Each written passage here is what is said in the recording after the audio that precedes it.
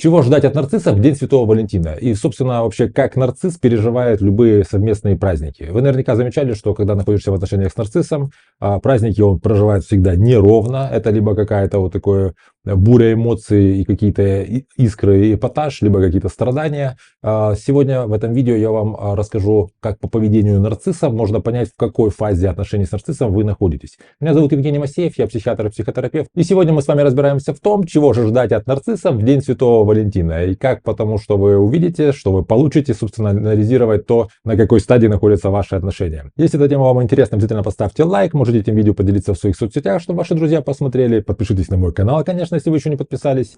Нажимайте на колокольчик, чтобы получать уведомления о эфирах и новых видео. И мы начинаем.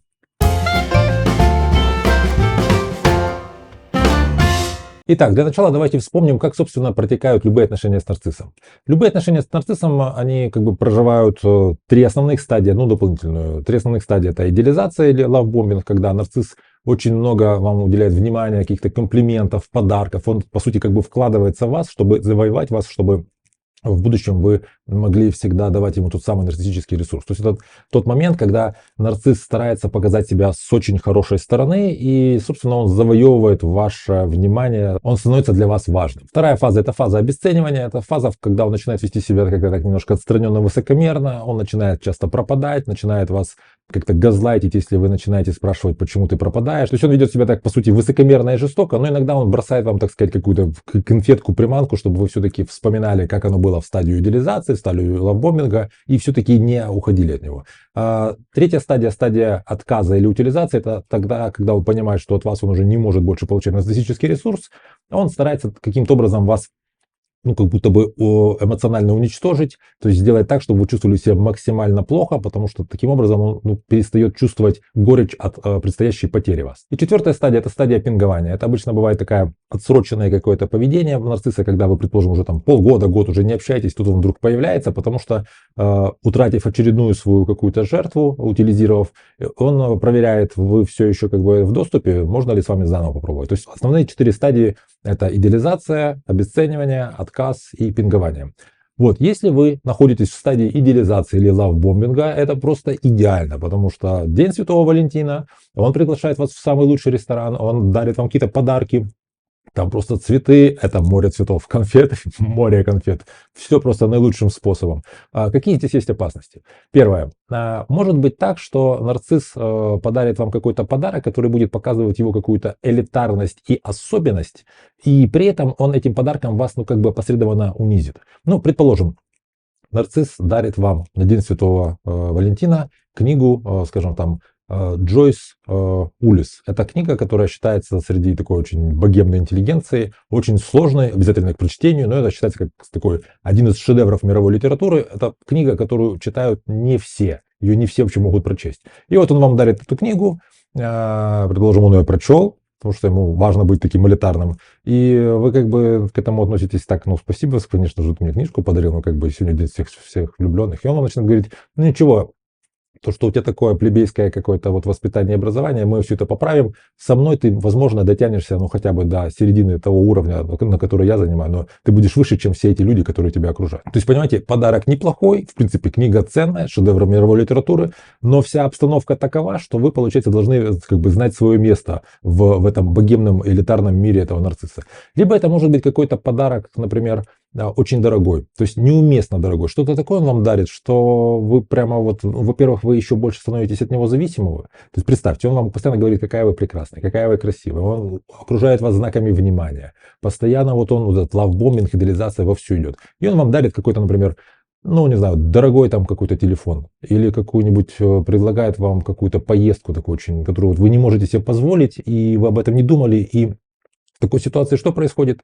Во-первых, он вам показывает, кто здесь вообще все покупает в этих отношениях. А во-вторых, очевидно, что он апеллирует к вашему чувству, если не вины, то, по крайней мере, долженствования. То есть теперь ты будешь ему должна, потому что он взял тебе и из своей, конечно, любви, как он это говорит, из каких-то таких совершенно невинных, благородных чувств, он дарит вам какую-то такую штуковину, которая, неуместно. Это такой аванс, который вас обязывает вести себя определенным образом. То есть вы ему становитесь обязаны, он вас контролирует. Если это стадия обесценивания. Но в такой ситуации нарцисс, естественно, обесценивает праздник этот, потому что это не наш праздник, он придуманный, он не настоящий и так далее. Люди должны друг другу каждый день говорить, что они друг друга любят, а не по праздникам. То есть, по сути, происходит обесценивание праздника, который на самом деле действительно это всего лишь повод, но это повод для того, чтобы любимые люди могли друг друга как-то поздравить, уделить друг другу внимание. То есть люди во всем мире любят друг друга, всегда любили, всегда будут любить. И вот так как-то получается, что договорились, что День Святого Валентина это такой день всех влюбленных, мировая индустрия подарков, поздравления, они как-то под это дело подстроились. Ты хочешь, не хочешь, тебе, ну, интернет, не знаю, на улице как-то напоминают о том, что вот, ну, сегодня день всех влюбленных. Женщина может в такой ситуации ожидать, что, ну, ее как-то поздравят, что в этот день мы как-то вместе проведем, как-то, ну, по-любовному, так сказать, с любовной звездочкой. Сегодня будет день. И вот нет, нарцисс, он берет это все, обесценивает, он обесценивает этот праздник, таким образом обесценивает ожидания этой женщины. Стадия отказа или утилизации. Ну, здесь понятно, здесь нужно максимально все испортить. То есть, если, предположим, вы перед этим как-то поссорились, он специально вас как-то вывел на какие-то нервы, не знаю, вы плакали, и вот сегодня День Святого Валентина, вместо того, чтобы мириться, он, например, не знаю, звонит вам и начинает еще больше вам говорить о том, что вот ты такой, ты виновата, что в такой день, вместо того, чтобы мы праздновали, ты вот так повела себя таким-то образом. То есть он начинает вас еще больше как-то, ну, раскачивать эмоционально, чтобы вы, ну, просто, не знаю, вывести вас на слезы или вывести на какие-то такие неприятные эмоции. Или он делает какой-то такой, знаете, обидный пост, так вот пространно говоря о том, что в этом мире нет любви, и все люди, которые в нее верят, на самом деле глупцы там и так далее. То есть он как-то пытается вам опосредованно сделать больно, так чтобы вас как-то унизить, чтобы через ваши страдания ему не было так печально, потому что этот день он не может нормально провести с любимым человеком, потому что он не способен просто на взрослые, зрелые такие чувства, такие как, например, любовь.